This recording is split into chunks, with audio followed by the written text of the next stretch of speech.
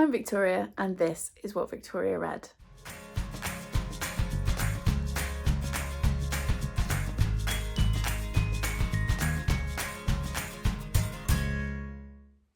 Hi everyone, welcome back to the channel. Today I'm going to be showing you all the books I want to reread in 2024, and as you can see I have absolutely wrecked my shelves to make this video. If you are someone that watches a lot of my content and you know my shelves, you can probably see what's missing.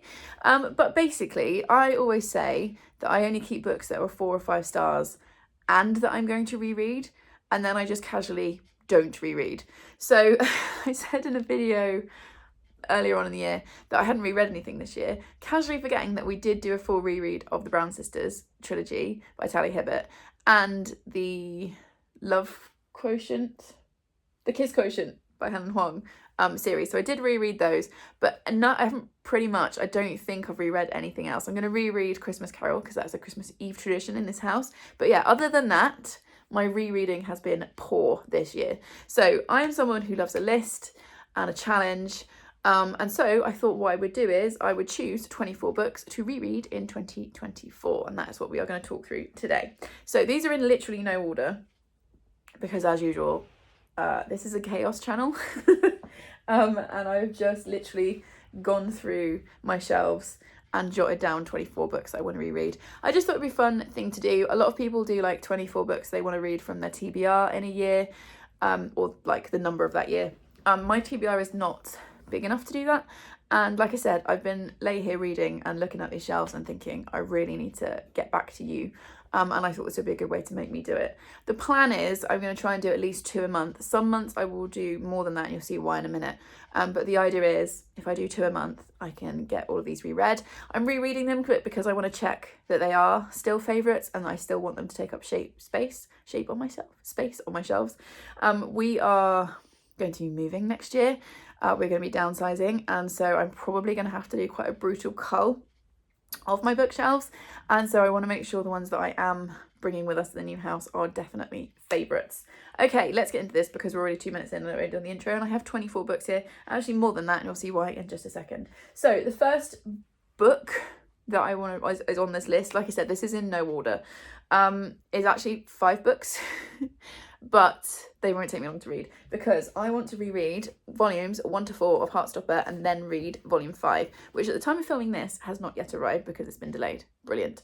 But yeah, I absolutely adore Nick and Charlie. I love this whole series. I love the Netflix adaptation, but I haven't actually read the books in quite a while. I read them as they came out. I feel like I started reading them in 2020 and then I've read the others as they've been released, and I'm very, very excited for volume 5 to come out. But I feel like what I want to do is probably at the start of January, I've got a couple of days off before I go back to work, I just want to sit one afternoon. How rude. How dare there be people outside honking horns. I just want to sit and reread them in order and then read the 5th one, because I feel like that would be a really lovely way to make sure that I'm not missing anything, making sure I'm picking up any Easter eggs, any hints and all that kind of stuff. Plus it would just be such a wonderful, wonderful time. In case you've been living under a rock and you don't know what Heartstopper is, we are following Nick and Charlie, who are 2 teenage boys in the UK who meet at secondary school, and they fall in love, and it's about their friendship, it's about their love story, it's about the people around them.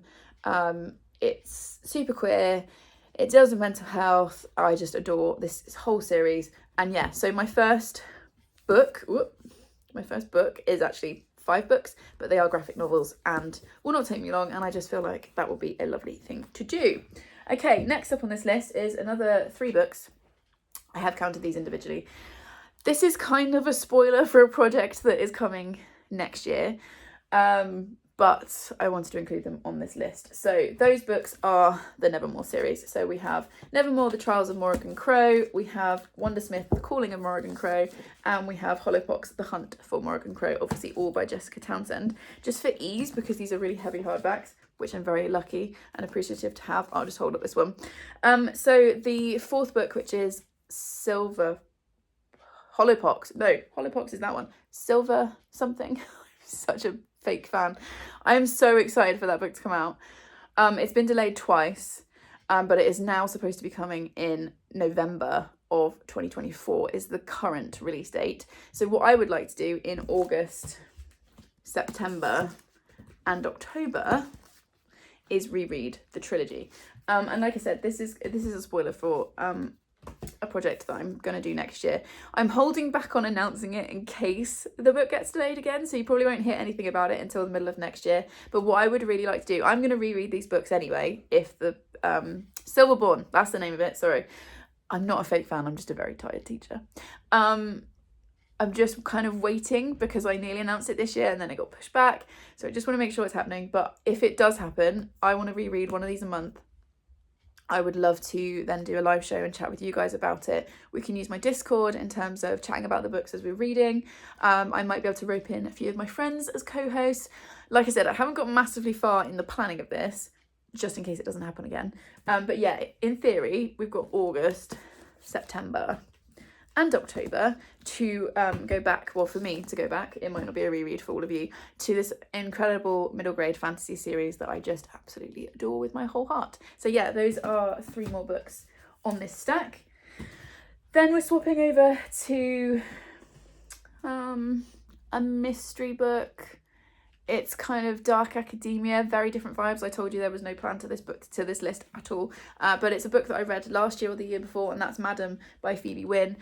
This is about a woman who takes a job in a boarding school. Here comes Sav to disrupt everything, although it's chaotic enough anyway today.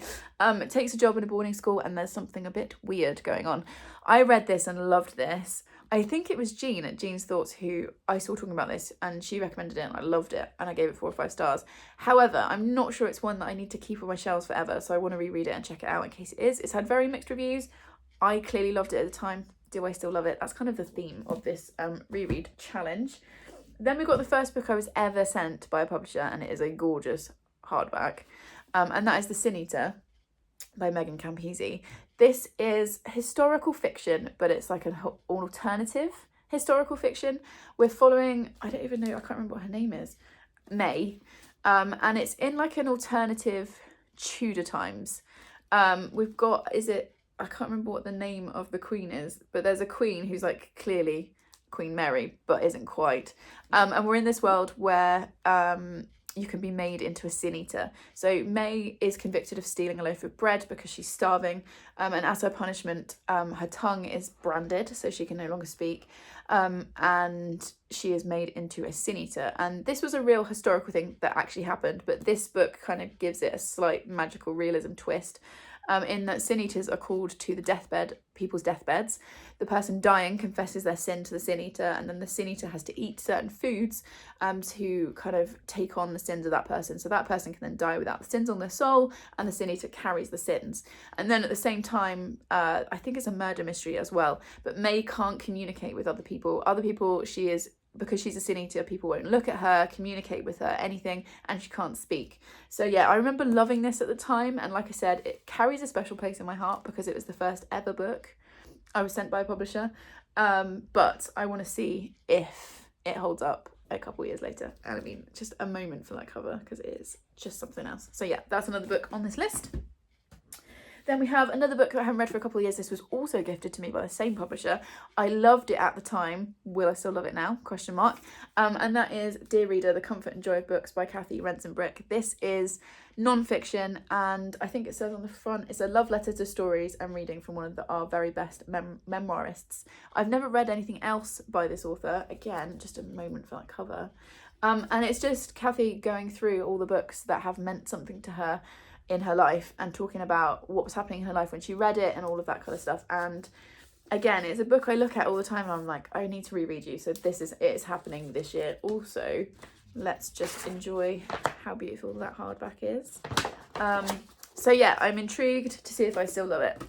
And then another book that I read, I think in 2020, I'm pretty sure it's 2020, and is not my usual genre, but is from an author that I've read before and loved. And again, I was looking at it and I was like, I've almost on hold it a couple of times because I was like, am I ever going to go back to you? But this is going to push me to do it. And that is Middle Game by Shauna Maguire.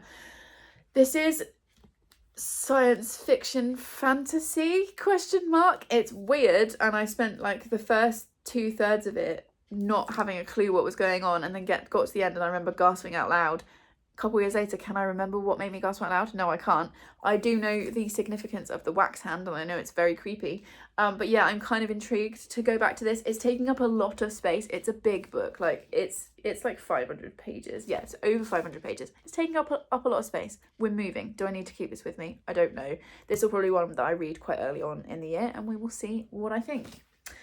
Okay, we've now got the next stack. I've literally got the books in 3 stacks. So I would like to go back and reread The Hungry Hearts. This is edited by Elsie Chapman and Caroline Tung Richmond.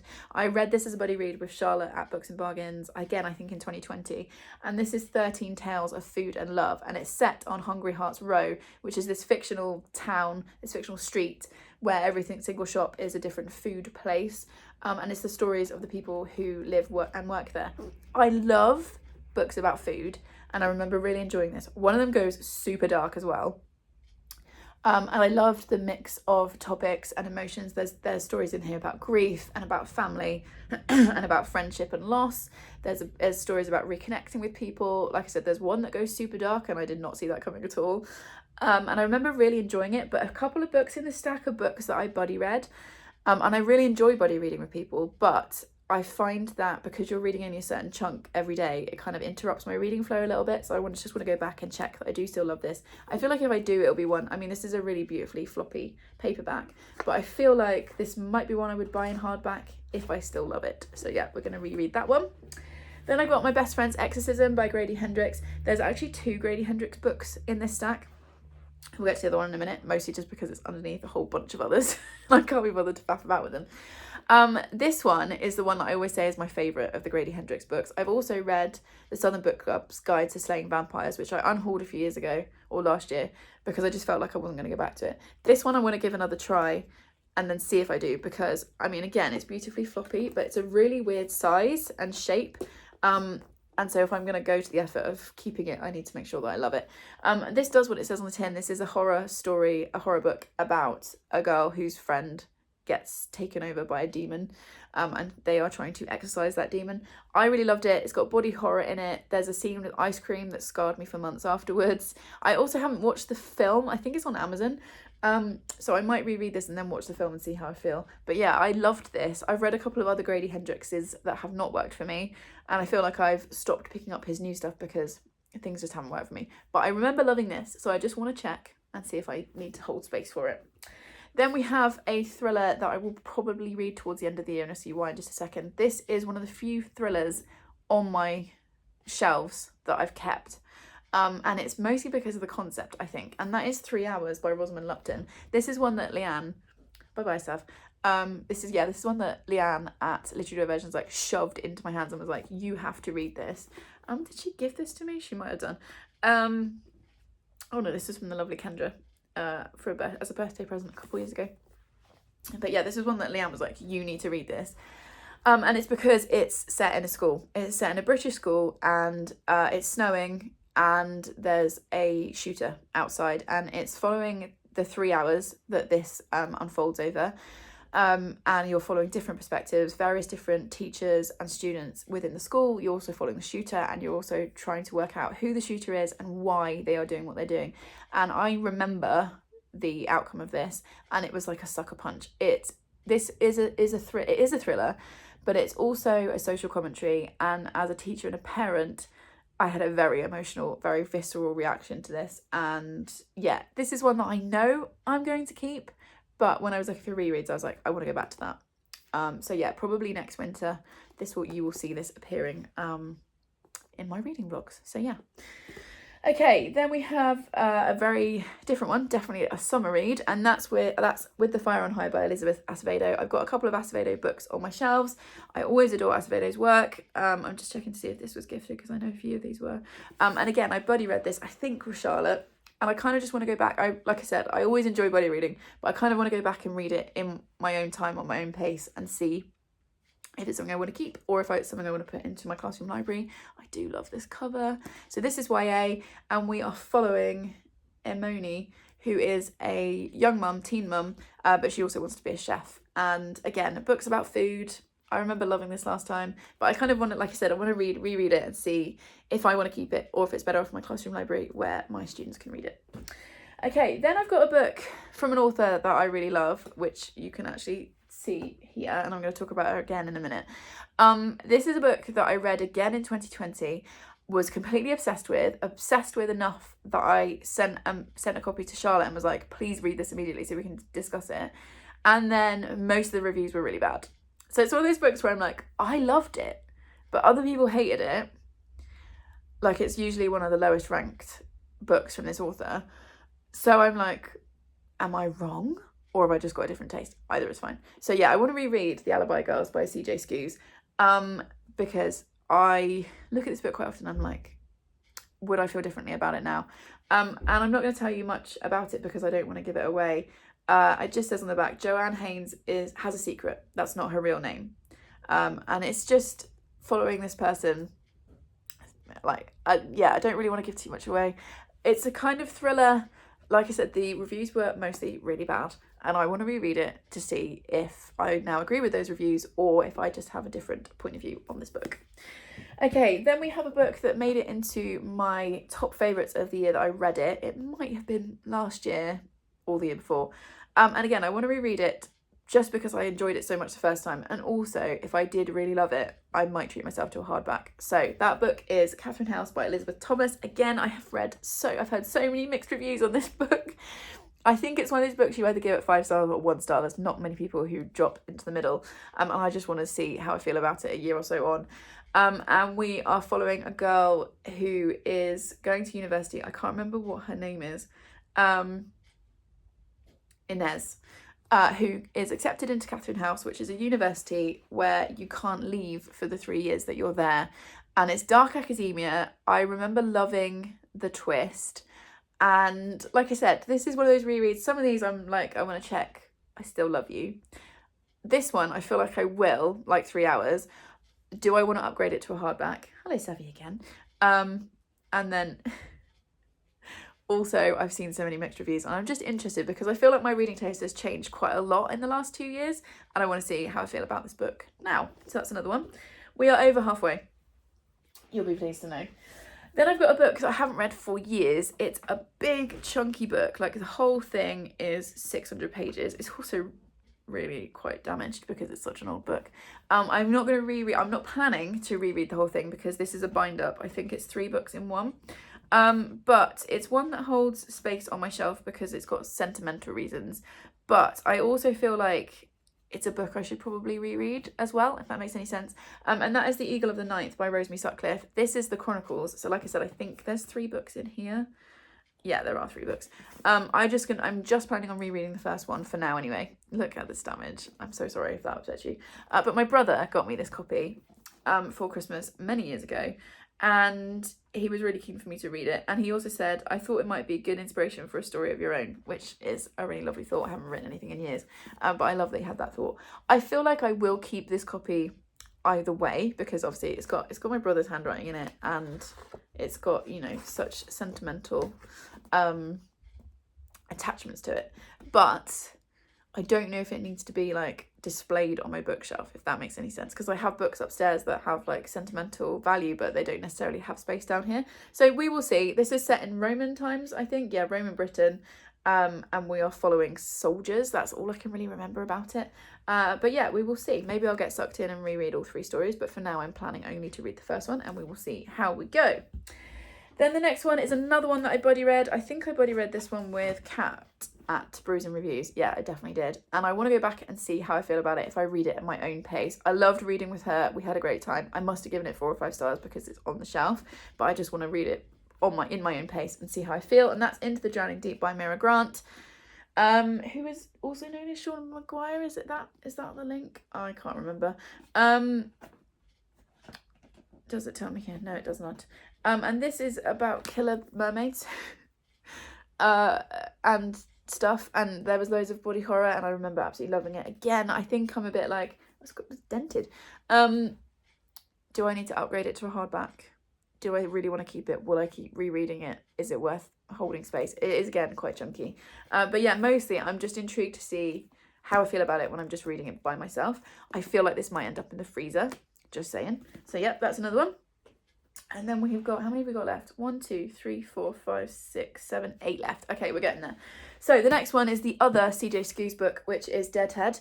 I'm going to be reading this in January because the next book in the series, this is part of the Sweet Pea series, comes out in January. So I want to reread this in preparation for that. I feel like I don't need to reread Sweet Pea or In Bloom, which are the other books in the series. Sweet Pea I've read a few times. In Bloom, I don't think I've ever actually reread, but I feel like I remember enough of it. And this one, I just basically want to refresh myself with exactly where we're up to in Rhiannon's chaos. Rhiannon is a female serial killer, and in the first book, she's got a very kind of average looking life. She's got an office job that she kind of hates. She's got a boyfriend she's not really in love with anymore. They've got a little dog who is the one thing that she adores. And she has this habit of killing people. We're now obviously going into this is book 3 and then into book 4, and I don't want to give spoilers. But this was completely mad. I remember it being a wild ride, and much like the Alibi Girl, I know that this series gets a lot of mixed reviews. Most people love Sweet Pea but stop there because the other books are not considered as good. But I'm kind of intrigued to see what she comes out with next in the series. It's been a couple of years since Deadhead came out. It's also under a new publisher. I hate the new covers. I hate them. But anyway, I've still pre-ordered the book. I will still read it. But in order to do that and to kind of pick up the threads of Rhiannon, because it's been a couple of years, I just want to reread Deadhead, which I know will be quick and fun and completely crazy. So yeah, that's another one on this list. Then I've got a book where I started a series reread last year and didn't continue. And it's because this book is my least favourite in the series. And so this is definitely one where this challenge is going to push me to pick it back up. And that is Darkfire by CJ Sampson. This is the rest of the series here. We love this series in this house, but this one was definitely my least favourite. Look at the sun damage on that. God, this is so faded. This is a series of murder mysteries set in Tudor London. And we are following Matthew Shardlake, who is a solicitor / kind of detective before there were detectives. It's loosely linked with the Tudor court. We get some interactions with that. I don't think much of the Tudor court appears in this one, if I remember correctly. And I don't want to say too much about this book because it's the second one, but each one is a different mystery. I adore Matthew Shardlake as a character. The series isn't necessarily finished, but the writer might have stopped writing it, if that makes sense. The writer's not been very well for a long time, so we probably aren't getting any more Matthew Shardlake books. I did reread the first one. Where are we? I did reread the first one, which is Dissolution. I feel like it was last year. It definitely wasn't this year. And now I want to try and push myself to go back to this series, which means I need to get through Darkfire. Not my favourite of the series, my least favourite of the series, which is saying something at the size of some of these books. But this one I just didn't love first time round. However, I feel like my reading has changed and moved on quite a lot since I last read this. So maybe this will be more successful this time. We will see. Okay, next I have 2 other books in a series, which is Catching Fire and Mockingjay by Suzanne Collins. The reason I want to reread these 2 and I haven't put Hunger Games on here is because I'm currently reading Hunger Games out loud with my tutor group.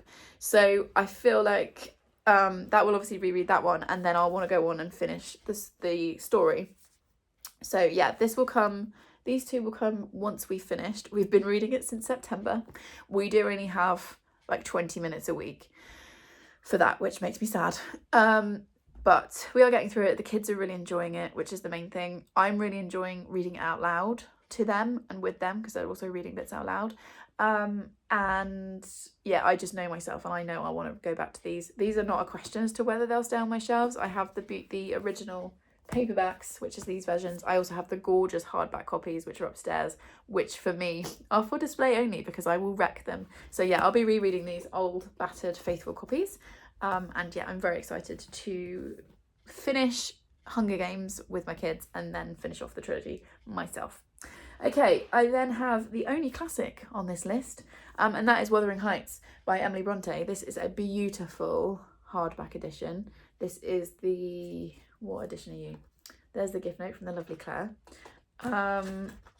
This is the collector's editions. I think it's Wordsworth collector's editions. Yes. Just this beautiful little book.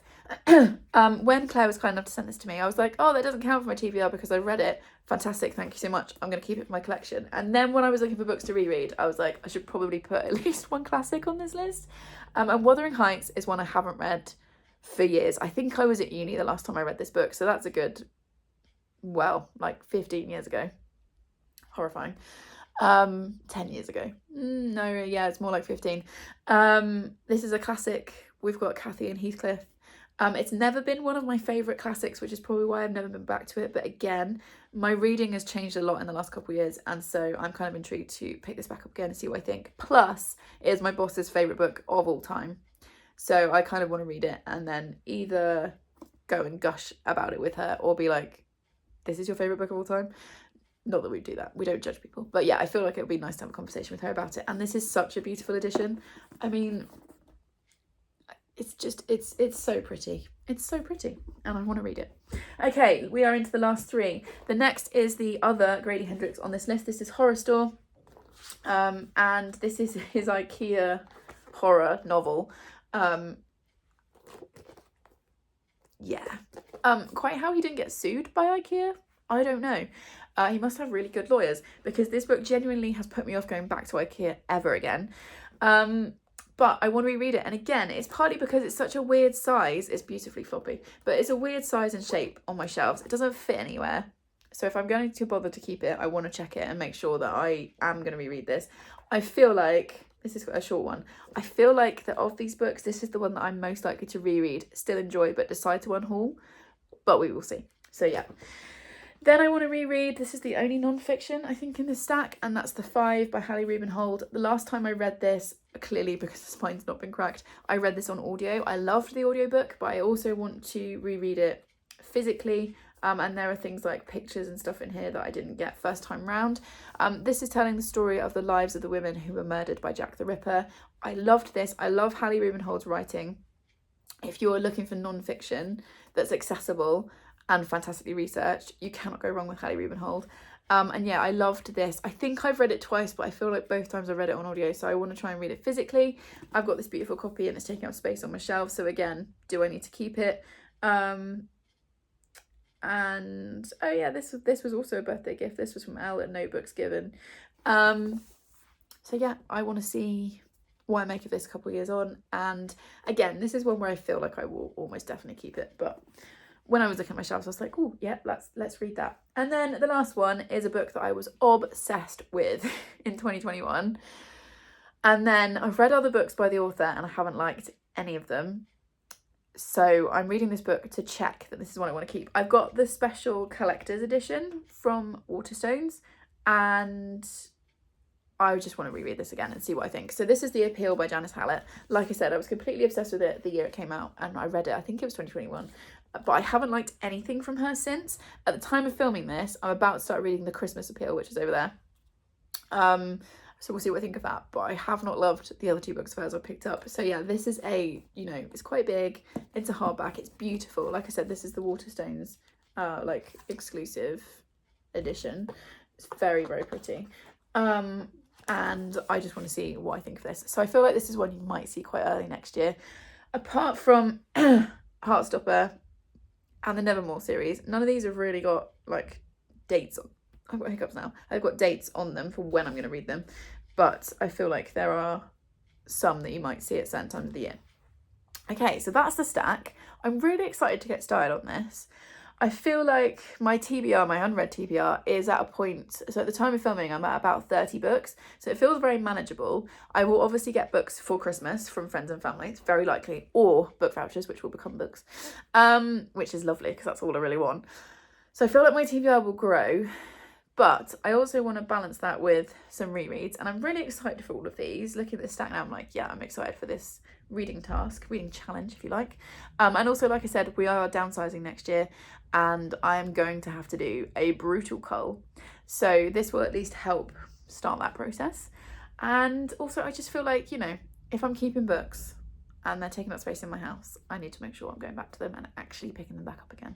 So yeah, those are the 24 books that I plan to reread in 2024. If you want to join me, please do. I'm not going to do like any kind of official readathon or anything like that, but if you want to join in, please do, and let me know what you're rereading.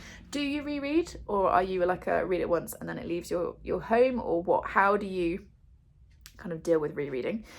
Yeah, if you got to this point in the video, let's have What should we have? Let's do a book stack emoji because there's a lot of books here now. There's obviously 24 books in very teetering piles to my left. So yeah, leave me the book stack emoji just to let me know that you got to the end of the video. Please subscribe if you would like more of this chaos, and I will see you in the next one. Thanks everyone. Bye.